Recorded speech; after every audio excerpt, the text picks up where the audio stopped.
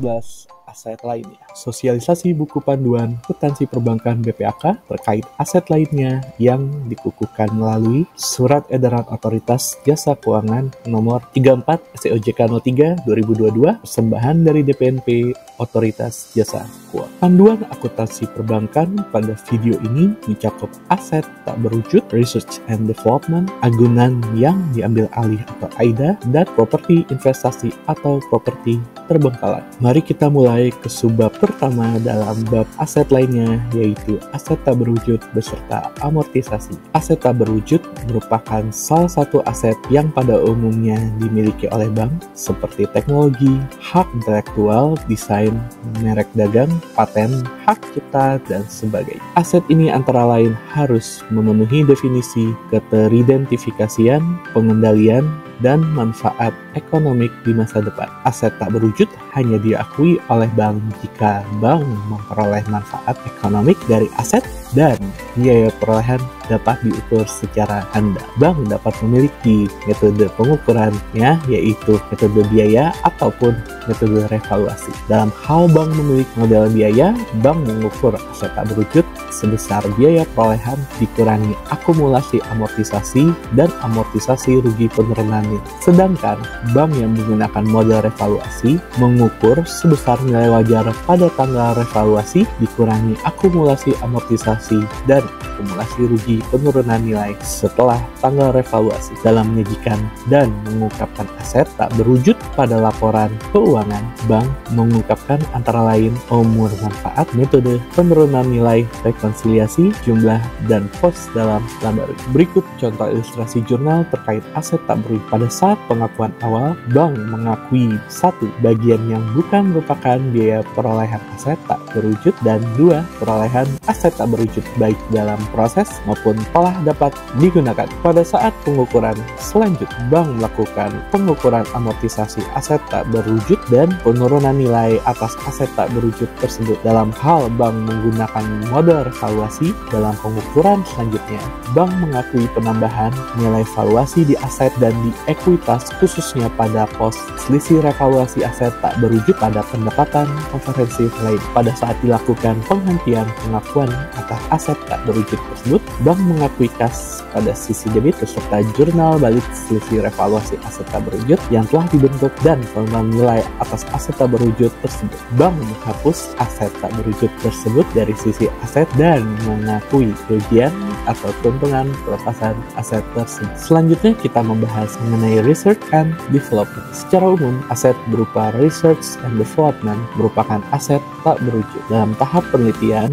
bank belum mengakuinya sebagai aset tak berwujud hingga masuk tahap pengembangan. Pada tahap pengembangan, bank harus dapat menunjukkan bukti seperti kelayakan teknis penyelesaian aset sehingga dapat digunakan. Berikut contoh penerapan akuntansi pada research and development. Perlakuan akuntansi dimulai saat pengakuan pengeluaran biaya penelitian sebagai beban operasional. Selanjutnya, dalam hal pengeluaran biaya atas aset tak berwujud yang telah memasuki pengembangan diakui pada aset sebagai aset tak berwujud. Saat aset tak berwujud telah siap digunakan, bank melakukan jurnal balik atas aset tak berwujud dalam proses menjadi aset tak berwujud. Bank selanjutnya mengakui amortisasi atas aset tak berwujud tersebut secara bulanan. Aset lainnya yang akan dibahas selanjutnya merupakan aset atau agunan yang diambil alih. Aset atau agunan yang diambil alih atau AIDA merupakan aset yang diperoleh bank dalam hal debitur tidak memenuhi kewajiban kepada bank. Kualitas AIDA yang dimiliki bank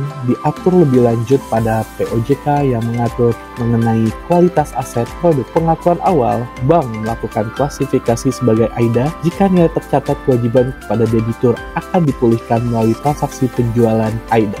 Bank mengukur AIDA ini pada nilai yang lebih rendah antara jumlah tercatat dan nilai wajar setelah dikurangi biaya untuk menjual atau lebih sering kita sebut sebagai LC&R. Dalam laporan keuangan bank mengungkapkan antara lain uraian AIDA, fakta penjualan, dan keuntungan atau kerugian yang diakui. Berikut merupakan ilustrasi jurnal atas akuntansi AIDA. Pada saat pengakuan awal, bank mengakui AIDA sebesar nilai wajar setelah dikurangi biaya untuk menjual dengan maksimum sebesar kewajiban debitur di laporan posisi keuangan. AIDA ini diakui secara neto yang dapat direalisasi atau nilai baki debit mana yang lebih rendah. Pada saat pengambilan, bank mengakui AIDA dan menjurnal balik kredit. Bank akan mengakui CKPM dan kas dalam AIDA memiliki nilai di bawah baki debit seperti melalui lelang jika ada. Selanjutnya, bank membentuk penurunan nilai atas AIDA tersebut beserta pemulihannya. Ketika AIDA berhasil dijual, bank mengakui kas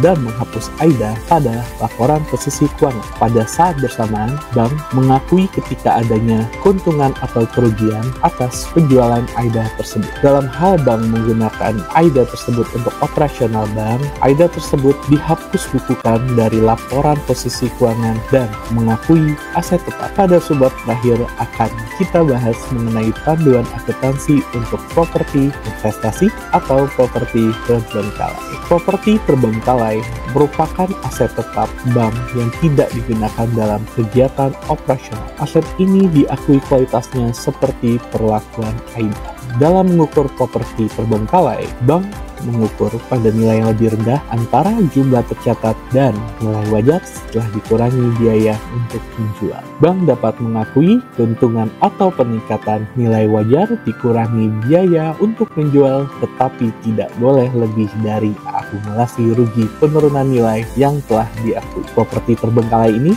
disajikan terpisah dari aset lainnya di laporan posisi keuangan dan diungkapkan di catatan atas laporan keuangan atau CAL. Berikut ilustrasi jurnal pada akuntansi properti terbengkalai. Pada saat pengakuan awal, properti terbengkalai direklasifikasi dari aset tetap menjadi properti terbengkalai dan mengakui penurunan nilai atas aset tersebut. Dalam hal terdapat peningkatan nilai properti terbengkalai setelah penurunan nilai, maka properti terbengkalai diakui sebagai pendapatan dengan nilai maksimal sebesar kerugian penurunan nilai yang telah diakui. Pada saat penjualan properti terbengkalai, bank menghapus properti terbengkalai dan mengakui kas pada laporan posisi keuangan. Pada saat yang bersamaan, bank mengakui keuntungan atau kerugian non-operasional atas aset tersebut. Dalam hal aset tersebut digunakan kembali, bank melakukan penilaian kembali atas kondisi properti terbengkalai dan mengklasifikasikannya sebagai aset tetap. Panduan selengkapnya mengenai